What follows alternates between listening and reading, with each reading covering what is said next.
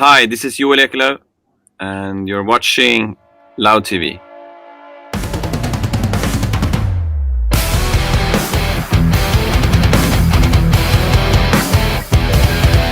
This is our third interview, Joel, on Loud TV with SOEN. Um, Yeah. Two previous time it was in Paris, but due to the quarantine, you're at home. I'm home. Yeah. Uh, Yeah. do you like to travel sometimes to make promo days? I mean, it's Paris is Paris. I'd say it's one of my favorite cities to go to. So I mean, every time we go on tour, we make sure that if we can, we always have like one more extra day, and then we just take some time, hanging To out in visit? Paris because it's lovely. Same thing with promo days. You always get the chance to get away for an hour or two, and it's Yeah. beautiful. So first of all, are you happy with this new album? If I'm what? If you are happy with this new album? Yeah, this is our best so far, I would say. I don't have to. This is the best album we have done, and yeah, it's great. It seems that since Lotus, you are quite positive and happy with the recordings. Yeah, did you mention that last time as well? I think so. Yeah. I have. You do. I do. Because there's you can be we're quite sincere and quite honest in our lyrics, and quite and it's heavy subjects sometimes, and it's it can be dark, but that doesn't mean you have to be a dark and gloomy personality all the time. You can afford yourself a smile now and then, even if you play metal, and even if Yeah. that's my philosophy. A lot of people on this behind the recording, like Inaki, Marconi, sorry, Richard Borges, David Castillo, Kane Choco. So a lot of people on the. It's like a real team in studio. Sure, I mean, a production of an album like this is a big thing, so it's a lot of people contributing into it. David has been with us for a long time. He was doing some of the vocal tracks, producing, and drum recordings. Iñaki was in the process all the way. It's been fantastic. Kane doing mixing work for the album. Yeah, all of them, really helping us out in their way, really making a significant contribution. Many people of the French press salutes your vocals on this new album. It's like you're quite like French wine, better and better through the years. I'm glad to hear. Yeah. How did you work on this new album on your vocals? Was it something special? Or? I think there's a difference in my. There's a difference. It's maybe more powerful and raw vocals.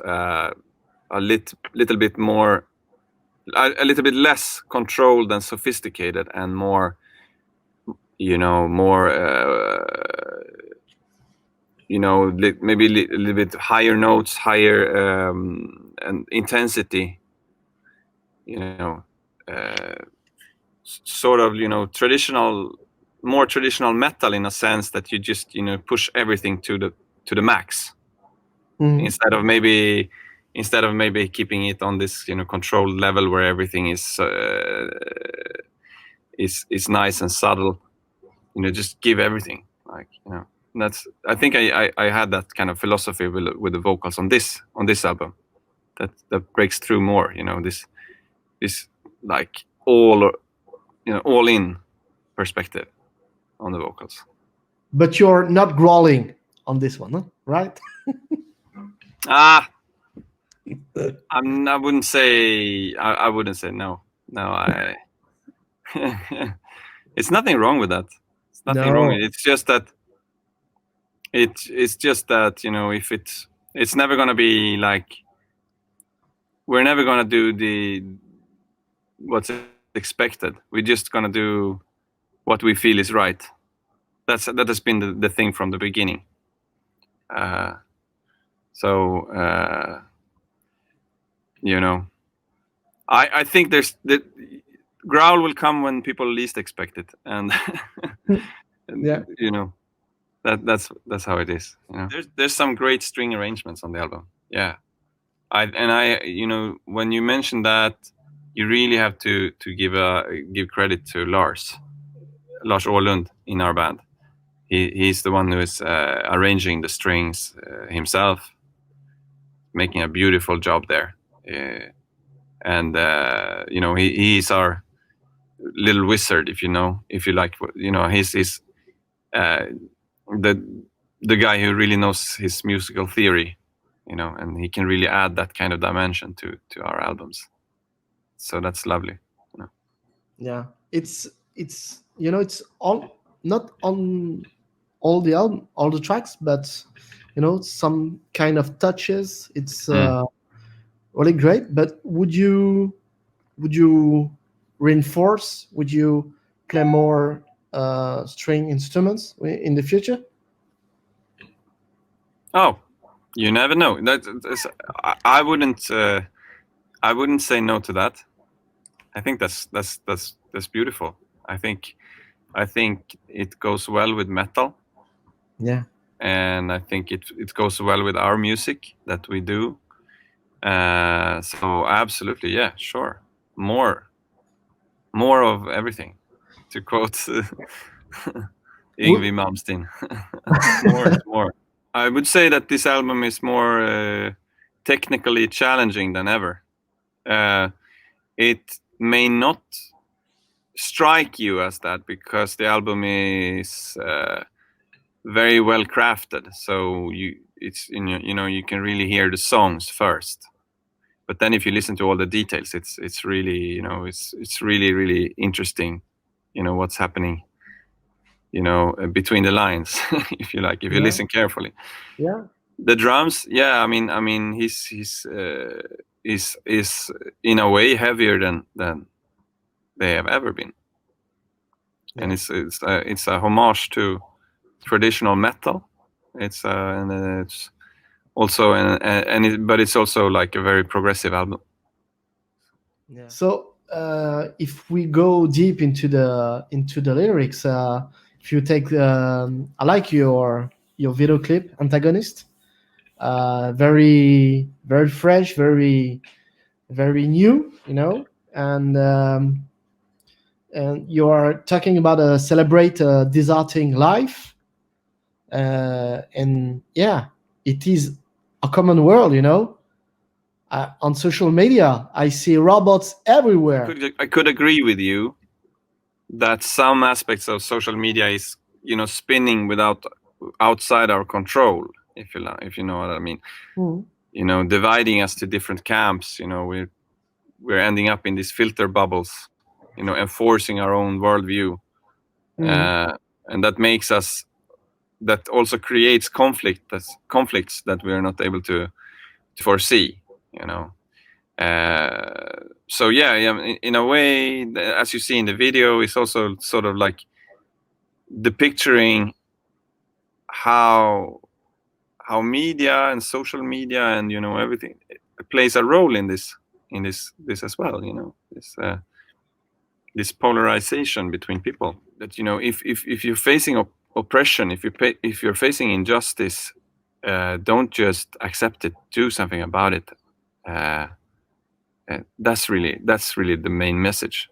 But then, how you do that, it's not our thing to to tell you, Yeah. what exactly to do, but do something about that. Don't just sit at home. It reveals a very complex time at this moment. I think it's everywhere on Earth, where medias, social medias, they want you to choose black or white, peace of war, for or against vaccines. It's crazy. This you have to choose, and you have to say Yeah. something. And sometimes, I think people are afraid to not to know.